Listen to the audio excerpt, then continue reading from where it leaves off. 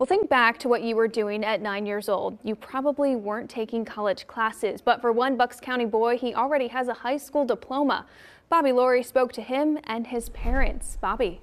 Taylor, David Balagoon started the 3rd grade in 2020. Within a few months, he quickly made his way to the 8th grade, and 3 years later, last week, he graduated with his high school diploma. Soon after starting with Harrisburg-based Reach Cyber Charter School, 9-year-old David Balagoon tested out of elementary and middle school, then started his high school curriculum. I finished 8th grade in 2.5 months, and then I started high school. Balagoon said attending school remotely allowed him to excel at a faster pace. And one thing that digital schools can do that a brick and mortar school cannot catch up to is that if you miss a lesson, you can still do that lesson tomorrow.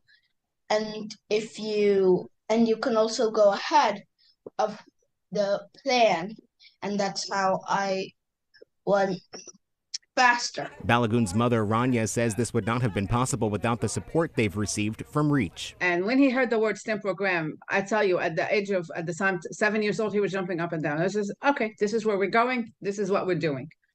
And he loved it from the first moment. And it's been an amazing journey. Now, as a high school graduate, Balagoon is taking classes at Bucks County Community College, and together as a family, they're exploring what's next. We're looking into Ivy League colleges right now. We went to UPenn, Princeton, and Harvard.